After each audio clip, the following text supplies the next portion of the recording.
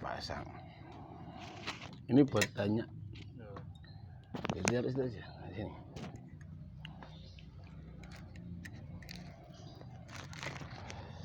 Pak Raul, gimana Pak Raul? Kabar Pak Raul? Alhamdulillah, wa syukurillah, sehat Pak. Alhamdulillah.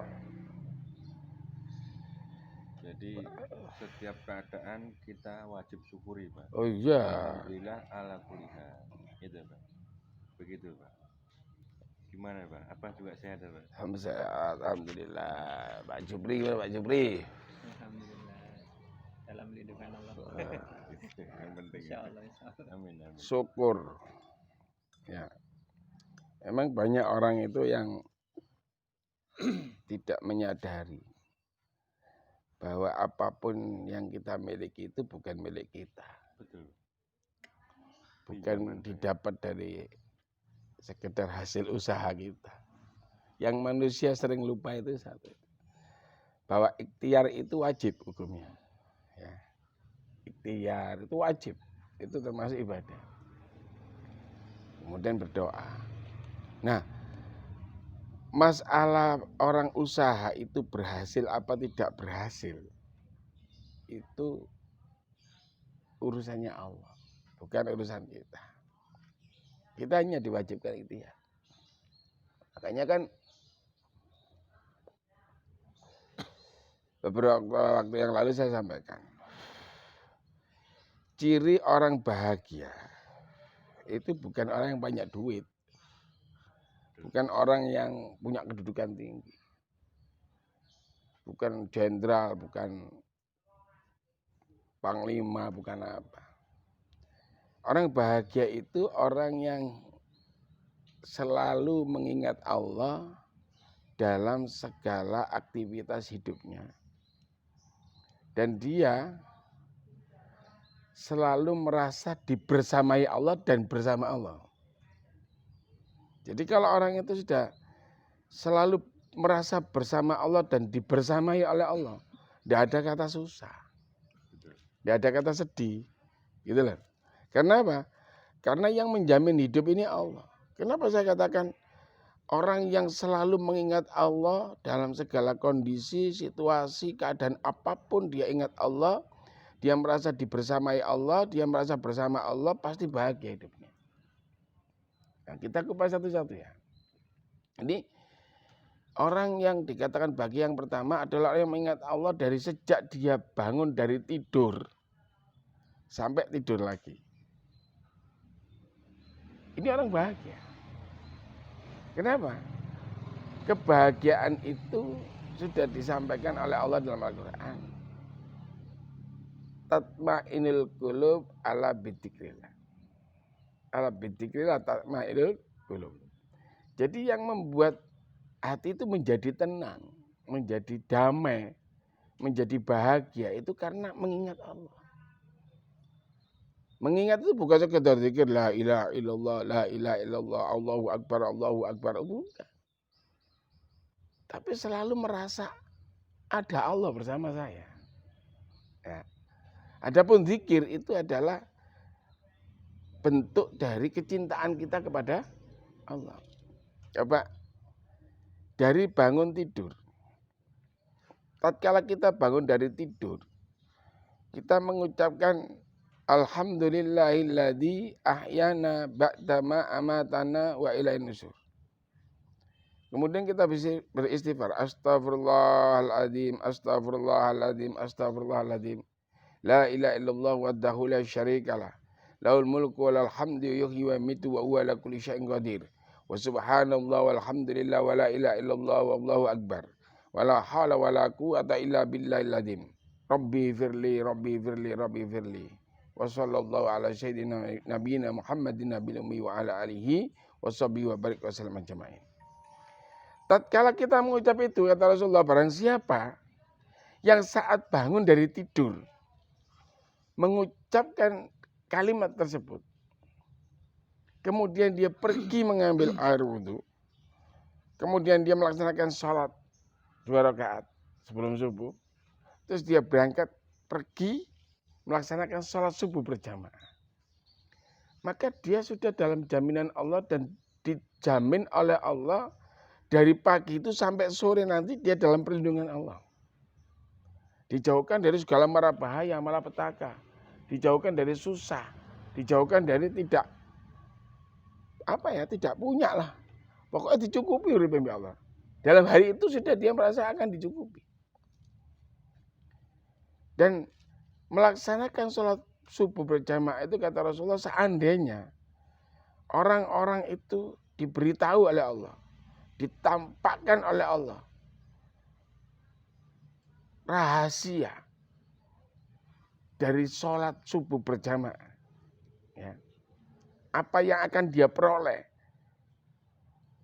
saat dia melaksanakan sholat subuh berjamaah, ditampakkan itu pahalanya, maka orang itu akan berangkat ke masjid sekalipun dengan merangkak. Sekalipun merangkak dia akan jalan. Seandainya ditampakkan. Tetapi Allah sengaja nggak mau nambahkan. Karena kalau ditambahkan nanti motivasinya orang untuk sholat subuh itu bukan karena Allah. Karena tergiur oleh pahalanya itu. Nah, kita nggak usah mikir apa sih pahalanya, mau dikasih apa. Tapi dari sabda Kanjeng Nabi Muhammad SAW yang menyatakan bahwa seandainya Allah tampakkan pahala daripada sholat subuh berjamaah itu, maka orang itu akan datang ke masjid dengan merangkak. Bahkan dalam hadis lain dikatakan seandainya dia tahu apa yang akan dia peroleh saat dia sholat subuh berjamaah itu, sekalipun dia berangkat ke masjid itu dengan dihunus pedang. Didang wong nggawa pedang akeh dibacoki lan setiap orang lewat kan ditebas. Enggak tahu kena geger apa kena apa nih. Tetap dia berangkat ke masjid. Itu sudah luar biasa. Dari sini aja kalau orang itu benar-benar karena Allah melaksanakan sholat subuh, hatinya pasti tenang, bahagia, damai. Tidak ada perasaan takut apapun.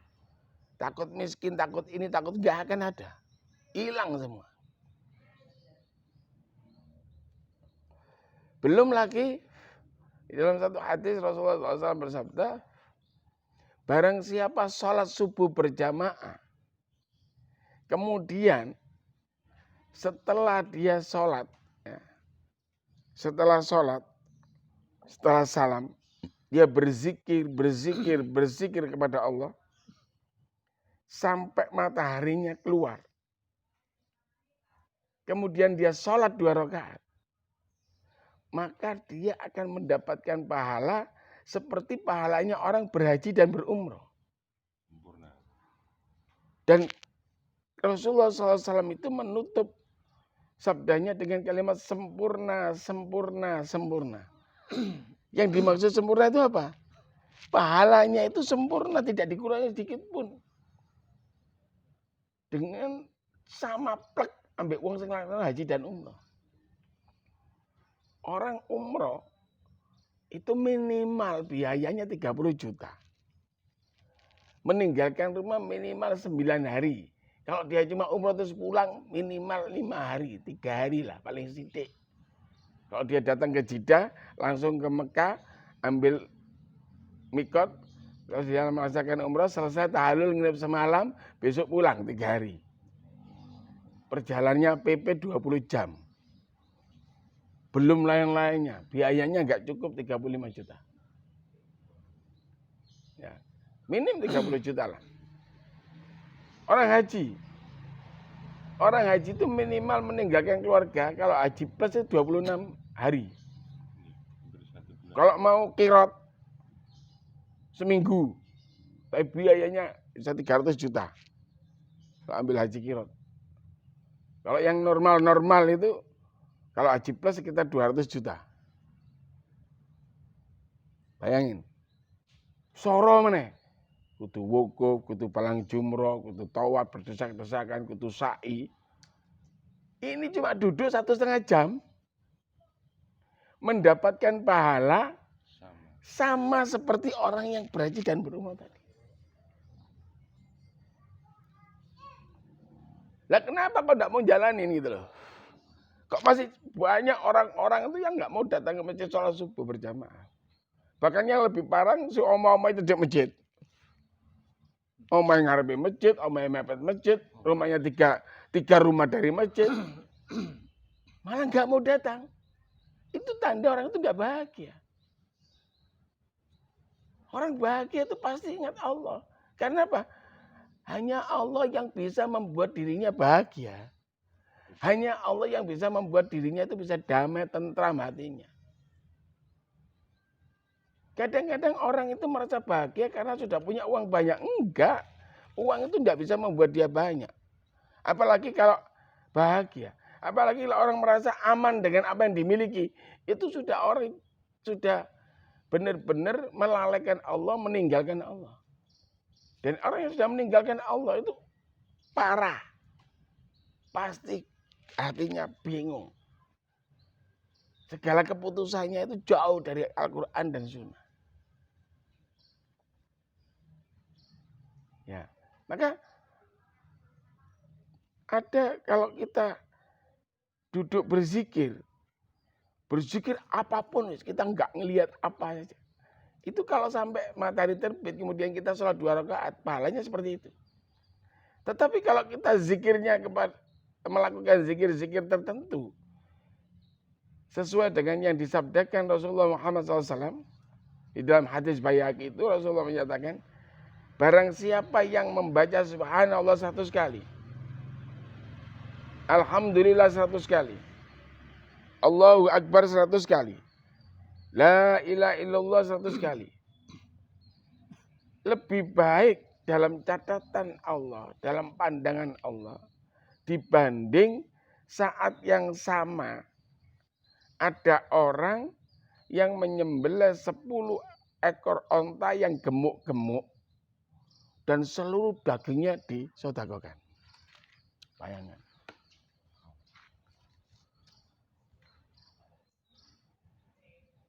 Kita cuma membaca subhanallah 100 kali, alhamdulillah 100 kali, Allahu Akbar 100 kali, la ilaha illallah 100 kali. Itu lebih baik dalam pandangan Allah, dalam catatan Allah. Kita dicatat lebih baik dibanding orang yang bersedekah 10 ekor onta yang gemuk-gemuk. Bahkan lebih baik lagi kata Rasulullah, dibanding pada saat yang sama ada orang memerdekakan 10 budak dari Bani Hashim. Harga budak dari Bani Hashim itu mahal. Pembebasannya kalau dinilai sekarang sekitar 2 miliar satu orang. Kalau dinilai uang sekarang lah ya. Dikuruskan rupiah sekarang ini sekitar 2 miliar. Satu orang. Kayak uang 10 ya. Hah? 20 miliar. Bayangin. Kita mendapatkan sesuatu yang lebih baik dibanding senilai 20 miliar. Itu baru membaca itu. Dan itu enggak, kalau kita membaca subhanallah 100 kali, alhamdulillah 100 kali, Allahu Akbar 100 kali, la ilaha illallah 100 kali, itu enggak harus setengah jam. Ya, paling suwe 10 menit.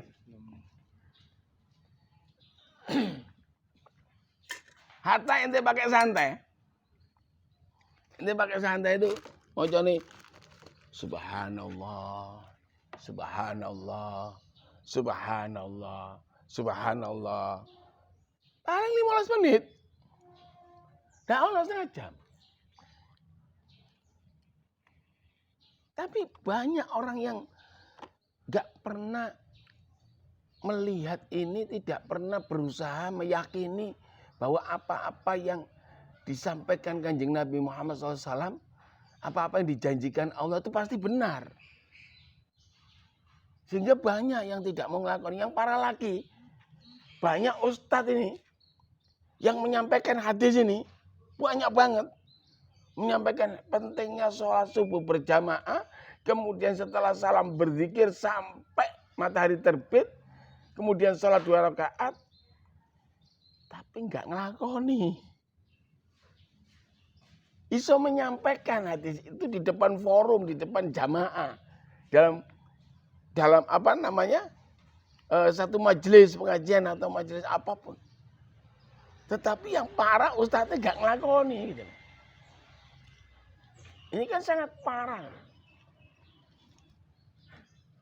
Nah kalau 1,5 jam itu kita benar-benar pakai zikir-zikir yang khusus. Kita tambah lagi membaca la ilaha illallah al-malikul haqqul mubin. Muhammad Rasulullah Shadiqul Wahdil Amin. Kanjeng Nabi Muhammad SAW bersabda di dalam hadis Muslim, barang siapa yang setiap pagi hari saat setelah dia sholat subuh, dia membaca secara istiqomah. Istiqomah itu sak bendino. Ya. Sak bendino setiap selesai sholat subuh membaca la ilaha illallah al-malikul haqqul mubin, Muhammad Rasulullah Shadiqul Wahdil Amin, maka dia dijamin oleh Allah menjadi orang yang tidak pernah kekurangan selama hidupnya.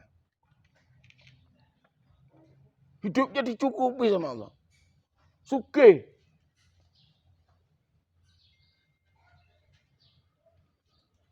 Itu jaminan itu. Belum lagi nanti kalau masih banyak waktunya, masih panjang. Dia membaca subhanallah wa bihamdi, subhanallahil azim wa bihamdi 100 kali. Rasulullah SAW bersabda, maukah kalian aku tunjukkan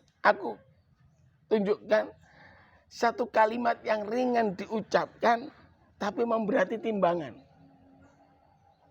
Daripada bumi dan isinya. Barang siapa yang mau melakukan itu, timbangannya akan berat nanti. Apa dia Rasulullah? Ucapkan subhanallah wa bihamdi, subhanallahil azim wa bihamdi. Dan barang siapa membacanya 100 kali, maka Allah hapus seluruh dosanya pada saat itu.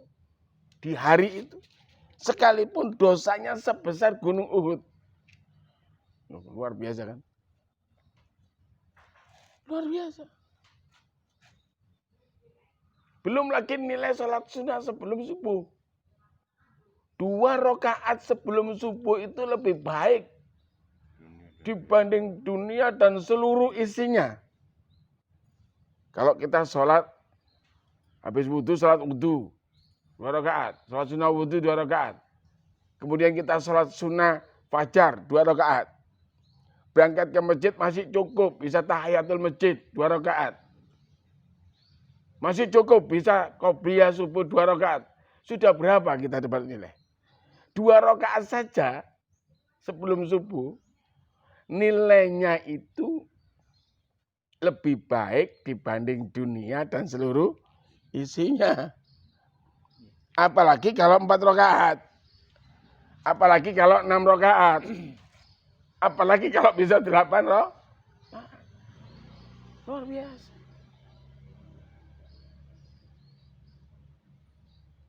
Ada nasihat ulama yang saya baca dari Imam Nawawi di dalam kitab Al-Azkarnya itu. Siapa yang membaca subhanallah wa bihamdi, subhanallahil azim wa bihamdi, astaghfirullah 100 kali sebelum menunaikan salat subuh, istiqomah dia baca, maka dijamin oleh Allah hidupnya tidak akan miskin. Tidak akan miskin harta, tidak akan miskin ilmu, tidak akan miskin apapun kita. Enak tok wis uripe. Tapi males kok. Aku milih turu kok. Milih ngantuk. Piye? Salat subuh berjamaah ngenteni lek subuh barokah sing ono mangane kok. Oleh sarapan pagi, oleh soto. Oleh nasi pecel, nasi rames. Lek subuh-subuh yang enggak barokah itu 1 sop aja untung itu kalau penuh. Tapi kalau pas subuh barokah, oleh mangan, masjidnya. Maka yang datang itu hanya dapat makan tadi pahalanya. Karena sudah niatnya kan cari makan itu.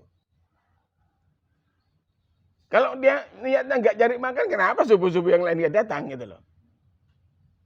Bahkan saya pernah melihat sendiri nih. Beberapa orang itu waktu subuh barokah, saoma digawa kabeh.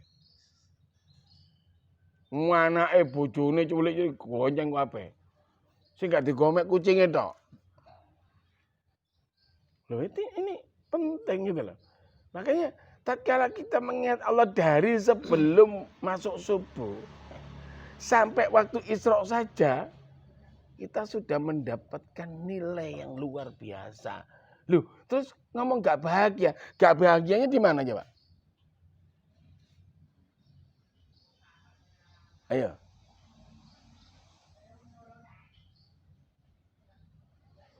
Coba antum merasakan. Antum biasa sholat subuh berjamaah. Satu saat kebangun kesiangan. Gundah enggak? Bingung enggak? Sedih, bingung. Weman. Beda mbek wong sing enggak tahu sholat subuh. Enggak tahu jamaah. Malah gak bablas jam 8 malah seneng. Banyak. Jadi maka orang yang bahagia itu sekali lagi bukan orang yang punya kedudukan tinggi. Bukan orang yang punya harta banyak. Tetapi orang yang selalu mengingat Allah dari sejak dia bangun dari tidur sampai dia tidur lagi. Hidupnya merasa dibersamai Allah. Hidupnya selalu merasa bersama Allah. Dan dia selalu merasa hidup dalam jaminan Allah. Banyak amal-amal zikir-zikir yang nilainya itu Masya Allah kalau mau merasakan.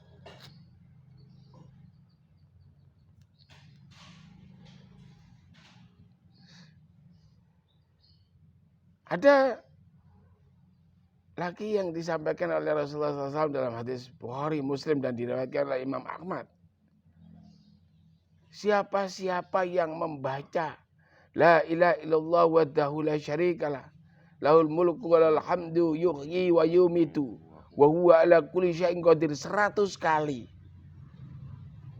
dalam satu kesempatan. Sekali duduk maca 100, Allah akan hapus 100 keburukannya.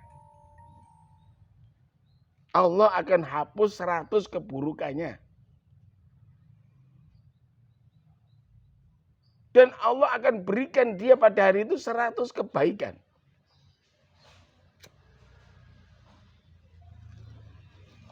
Itu coba baca. La ilaha illallah wahdahu la syarika lahul mulku wa lahul hamdu yuhyi wa yumiitu wa huwa ala kulli syai'in qadir. 100 kali. Coba baca, dia ada 10 menit. Maksimal 10 menit. Maksimal itu. Sahabat bertanya, ya Rasulullah, seandainya hari itu orang yang membaca tidak punya keburukan sebanyak 100 keburukan. Mungkin cuma 10-20 keburukan. Apa kata Rasulullah? Akan ditambah kebaikannya. Akan ditambah kebaikan. Kemudian sahabat Anas bertanya kepada Rasulullah, adakah bacaan yang lebih baik dari itu ya Rasulullah? Ada. Yaitu orang yang membacanya lebih banyak. Jadi ente baca mung 100. Agung mung 100, Pak Jupri kok 105. Lebih baik daripada aku.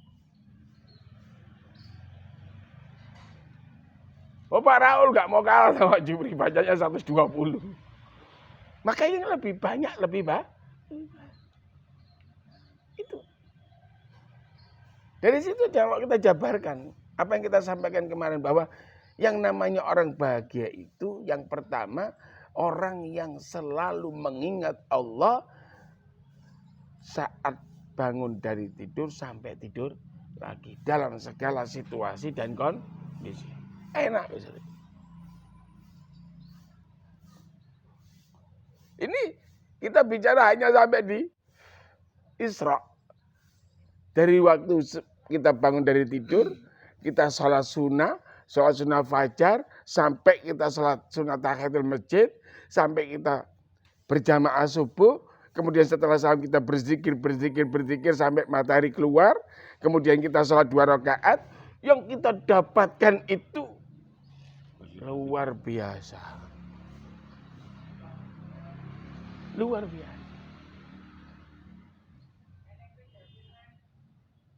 Kok orang-orang itu nggak termotivasi? Sing heran ustadz itu kok nggak termotivasi. Ustadznya tuh mau ini kitab ini dibaca, bahkan hafal hadisnya, letak hadisnya, hadis nomor berapa. Sekarang kan usum ini diumumke hadis Bukhari nomor sekian, hadis Muslim nomor sekian. Orang usah di ngono-ngonoan.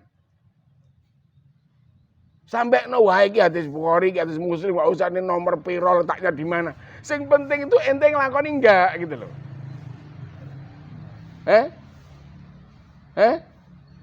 Piye? Bener enggak?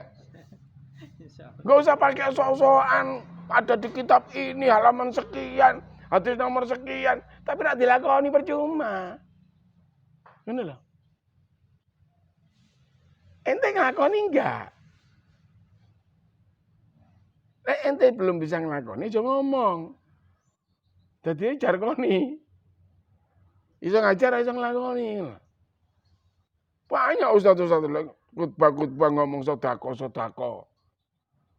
Giliran diajak sedekah alasan. Tat, ini ada masjid dibangun, Tat. Butuh keramik, Tat. Mau nyumbang berapa meter, Tat? Wah, anak belum lah. Kemarin sudah di desa sana. Sudah riak dia. Ya sudah, kalau didatangi orang, diminta sedekah, semampu kita kasih. Kalau kemarin-kemarin kita sudah nyumbang di mana-mana, ya sudah, jangan lagi orang lain tahu lah. Cukup Allah saja yang tahu. Banyak itu. Banyak banget. Saya sering menjumpai orang begitu. Waduh, maaf Ustaz. Maaf Pak. Di kampung saya sudah banyak nyumbang masjid. Yang ini nanti dulu lah. Ini ciri-ciri orang pelit. Tapi sok dermawan gitu loh.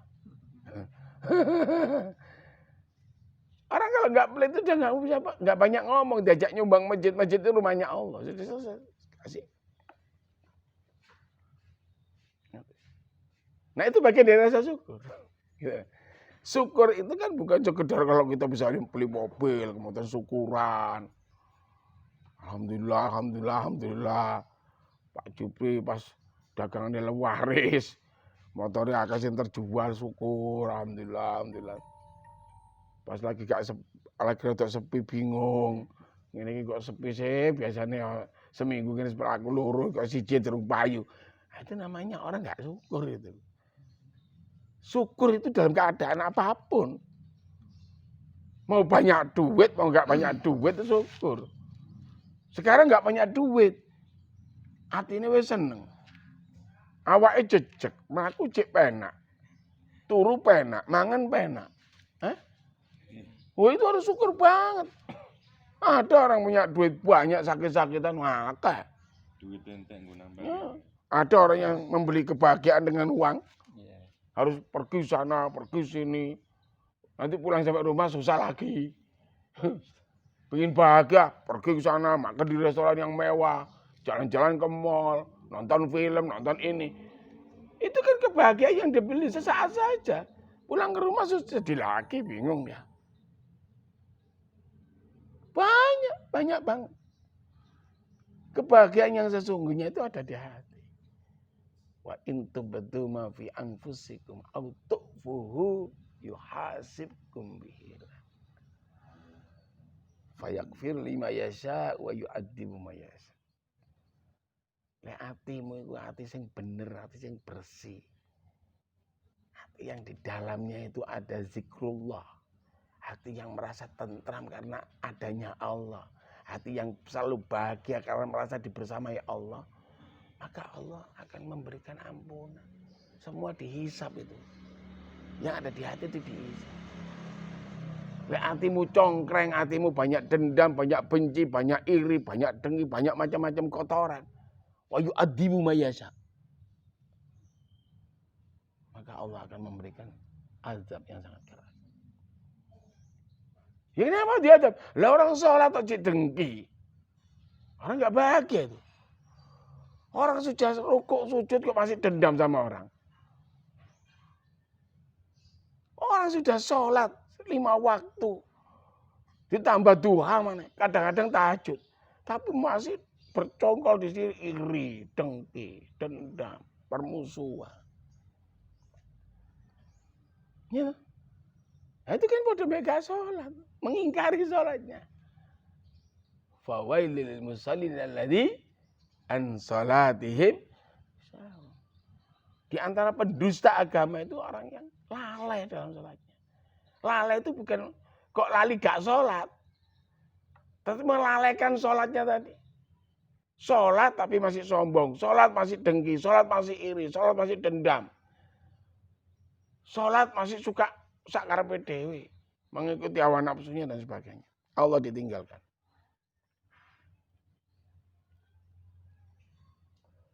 Itu. Maka tatkala kita bisa mengemas itu dengan benar, dengan baik, kita jaga kedekatan kita dengan Allah, kita jaga hubungan kita dengan Allah, kita jaga kebersamaan kita dengan Allah, insya Allah hidup itu bahagia. Dunia akhirat akan bahagia. Itu yang terpenting.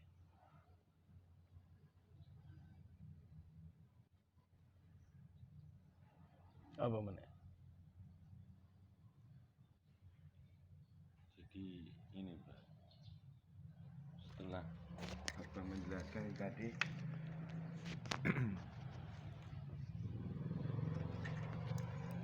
setelah Abah menjelaskan tadi itu kan sangat luar biasa Pak. Kalau pas lagi eling gitu loh Pak. Ya. Tapi kadang-kadang wis dijelasno, wis tahu, terus nanti besoknya lah untuk cara memotivasi itu loh Pak.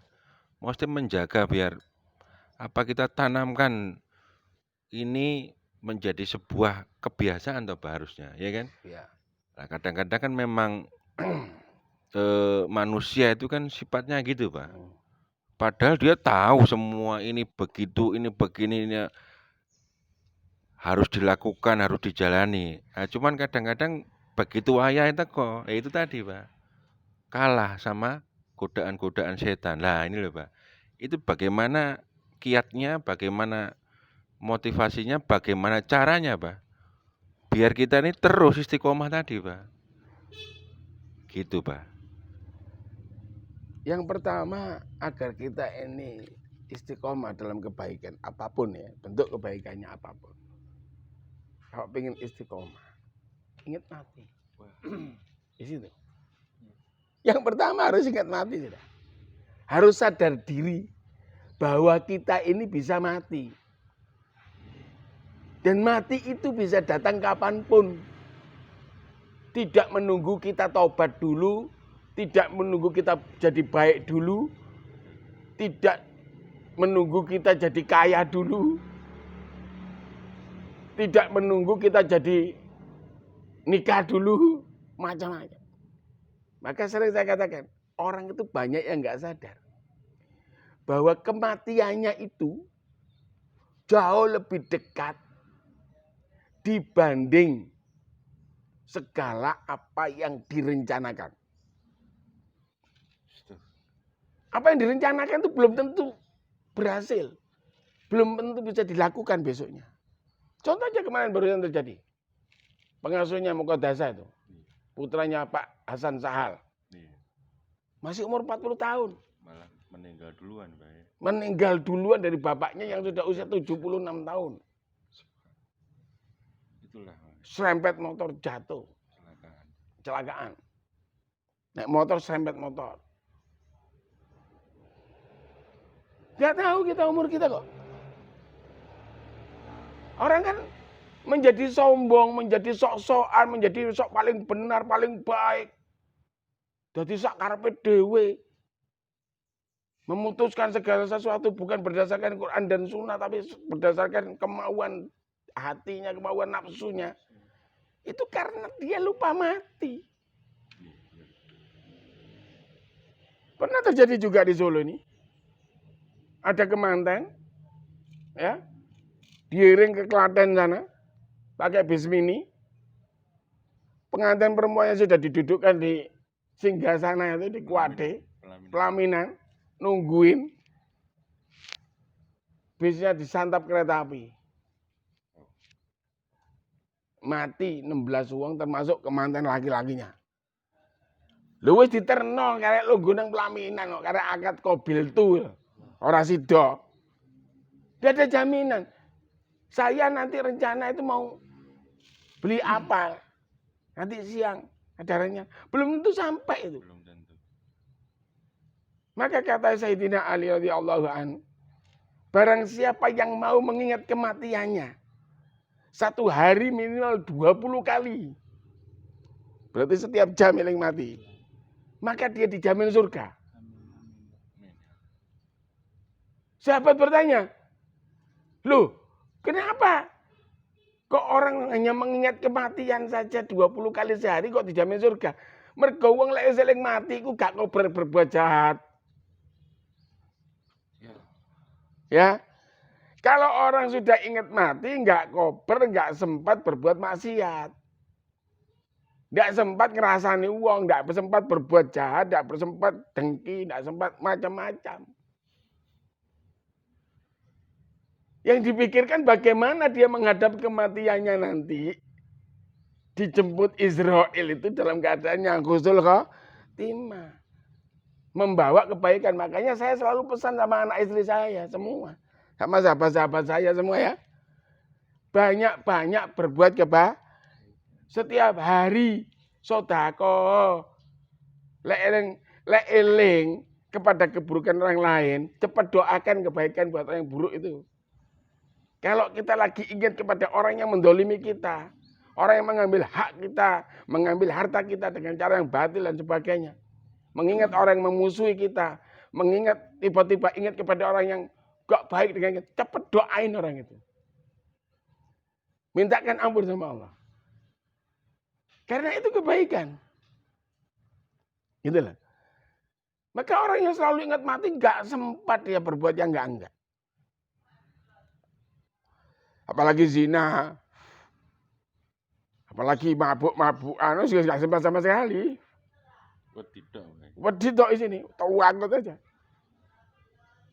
Udah banyak contoh-contoh tuh banyak sekali. Orang-orang yang tiba-tiba mati. Coba itu si penyanyi Glenn Fredly. Siapa yang nyangka itu? Jauh lebih muda dari saya. Mati kok. Padahal umur berapa sekarang? 45. Saya 57. Masih dulu saya antri. Tapi kalau Raul mau dulu saya nggak protes. Ya. Bah, aku tak disian bah, aku nggak protes. Kan itu jadi ingat gitu Allah. Ya ayyuhalladzina amanu taqullaha wal tandur nafsu ma qaddama lighad. Wahai orang-orang yang beriman, bertakwalah kalian semua kepada Allah dan hendaklah setiap diri itu mengingat ya apa yang sudah diperbuatnya untuk hari esok. Menghitung-hitung, ngeling-ngeling apa yang sudah dia perbuat untuk hari esoknya itu. Hari esok itu ada 3. Hari saat kita dijemput Israel. Mau husnul khotimah apa su'ul khotimah. Kalau mau su'ul khotimah ya terserah sakarepmu dhewe wis. Semaumu sendiri. Tapi kalau mau husnul khotimah ya harus baik. Baik itu ukurannya bukan baik menurut manusia, gitu loh. Baik itu ukurannya bukan menurut diri kita, bukan menurut manusia, bukan menurut Agung. Bukan baik menurut ibu kita, menurut saudara kita, menurut teman baik kita.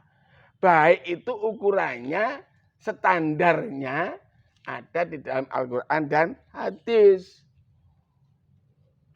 Karena orang baik menurut manusia belum tentu baik menurut Allah.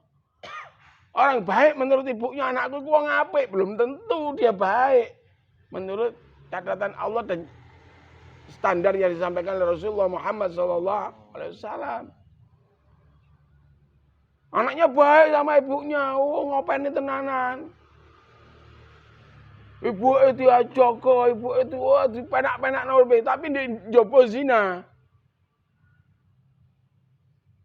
Tanpa sepengetahuan ibunya dia makan barang haram. Babi dipangan. Mencari uangnya dengan cara yang tidak benar, dengan cara yang batil.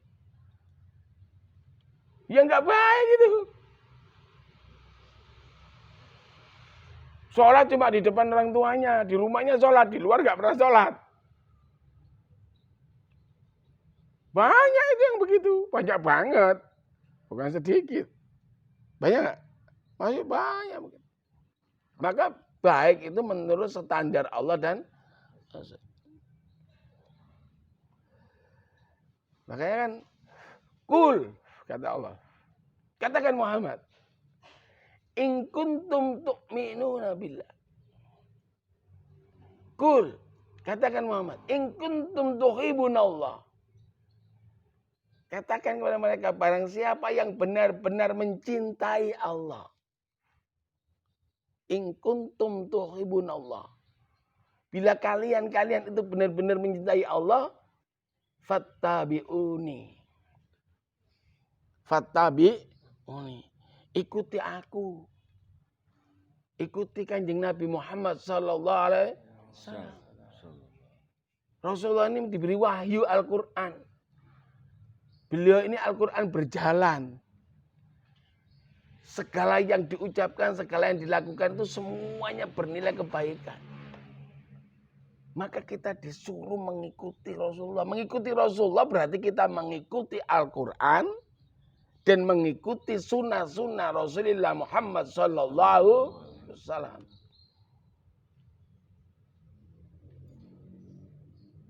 Yuhibbukumullah. Barang siapa yang benar-benar mencintai Allah, ya, dengan cara mengingat Allah terus menerus sepanjang hidup, sepanjang waktu hidupnya tadi, dari bangun dari tidur sampai tidur lagi itu. Yuhibbukumullah. Barang siapa yang benar-benar mencintai Allah, maka Allah ampuni dosa-dosanya. Wa yaghfir lakum dzunubakum. Allah ampuni dosa-dosanya. Allah hapus segala kesalahannya. Digawe sing apik-apik tok kita ini. Dibikin hidup kita itu indah, penuh dengan nilai-nilai kebaikan. Nilai-nilai kebaikan dan penuh dengan amal-amal yang manfaat. Orang yang terbaik, orang yang bermanfaat bagi orang lain. Orang lain itu luas. Jadi barang siapa yang benar-benar mencintai Allah, hendaknya dia mengikuti Rasulullah SAW. Kemudian dia akan diampuni segala dosanya. Segala kesalahannya dihapus oleh Allah.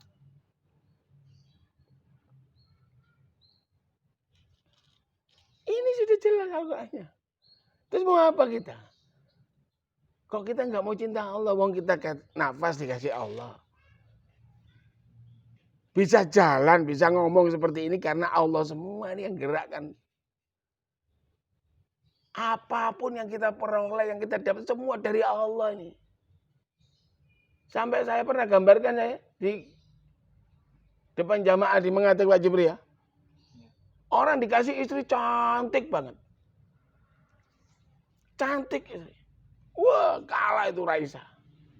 Dian Sastro kalah. Tapi akhlaknya bejat. Hah? Sakarepe dhewe, ndak mau taat sama suami.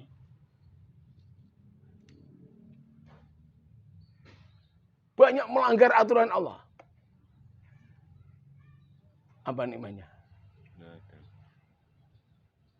Kita dikasih istri cantik banget.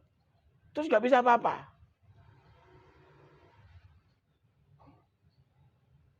Gak bisa memuaskan kita. Benar toh? Hubungan badan gak bisa muas. Jare ini wong Jawa gak ketebok. Anyep. Gak bisa dirasakan apapun kenikmatan. Enak ya apa coba?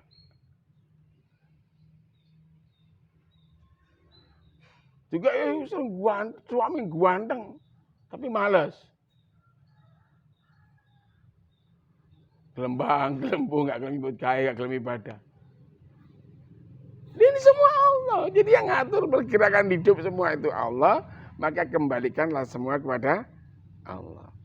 Maka kalau kita sudah benar-benar berada di dalam hidup yang penuh dengan kebersamaan dengan Allah, yang selalu mengingat Allah dalam segala kondisi, situasi apapun, dan kita kalau ingin istiqomah dalam segala kebaikan itu, yang pertama kita harus ingat mati. Wis ilingo mati wis. Siapapun kita pasti mati. Dan mati itu nggak bisa disogok Israil iki duit ku akeh pengen kabeh. Sementing aja saiki, gak iso. Kalau sudah datang kematiannya itu la yastakhiruna sa'ata wa la yastaqdimun. Tidak bisa diundur, tidak bisa dimaju. Kita di atas sana. Istri di bawah, anak di bawah. Israel datang, sik Israel, sebentar tak tilpun bojoku cek munggah. Cek nunggoi. Sakaratul maut itu. Ora iso. Tidak bisa diundur sedetik, tidak bisa dimajukan sedetik.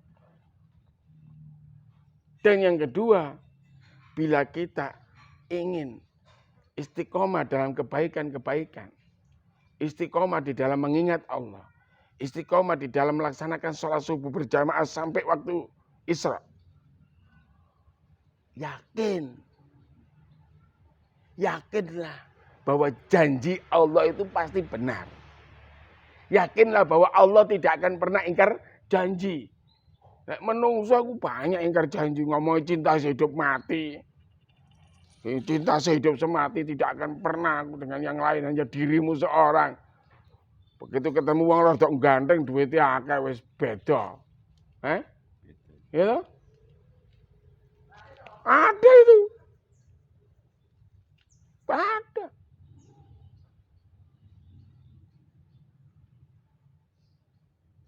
Ngomongin nggak bisa kalau nggak sama dirimu. Begitu dapat menantu orang kaya raya, biasanya sugih, kok ndelok bojone rak sugih, bojone makelar, jualan sepeda motor, jual beli. Ditinggal bojone isin, ada. Karena dia nggak yakin dengan segala apa yang ada di dalam zatnya Allah. Bahwa yang bisa membuat apapun keputusan kepada dirinya itu hanya Allah Subhanahu wa ta'ala. Maka orang-orang yang jauh dari Allah, orang-orang yang banyak mengingkari nikmat-nikmat Allah, orang-orang yang banyak mengingkari hukum-hukumnya Allah, orang-orang yang banyak menjauhi Allah, melupakan Allah, meniadakan Allah dalam kehidupannya, maka Allah janji dalam Al-Quran, Allah katakan, akan aku datangkan kepada mereka itu setan-setan yang akan menjadi teman setia baginya. Maka hidupnya itu dibersamai oleh setan. Ucapannya dari bisikan setan. Keputusannya dalam hal apapun karena dipengaruhi setan. Ibadahnya pun dibarengi setan. Sehingga sujudnya ke susu-susu. Ruku'e ke susu-susu. Sholatnya ke susu-susu. Ngaji ora gelem, maca Quran emoh, zikir ora doyan, infak males-malesan, berbuat baik pilih-pilih. Ya toh? Lek berbuat baik kepada orang yang baik dengan kita itu hal yang wajar. Tapi bagaimana kita bisa berbuat baik kepada orang yang mendolimi kita, orang yang membenci kita, kita baiki. Orang yang ngambil hak kita baiki. Orang yang menghina kita baikin. Ya. Kita memaafkan orang yang menyalahi kita, yang mendolimi kita, yang membenci kita. Bukan hina kita. Justru kita akan menjadi mulia di sisi Allah. Itu ya. Selain itu mudah-mudahan ini bisa jadi pegangan. Ya. Ojo mung dirungok ketok. Mulai menit dijalani. Ben bahagia dunia. Ya. Jelas ya? Jelas. Ya, makanya sing eling mati terus eling urip. Yang mati terus. Iya, eling mati terus.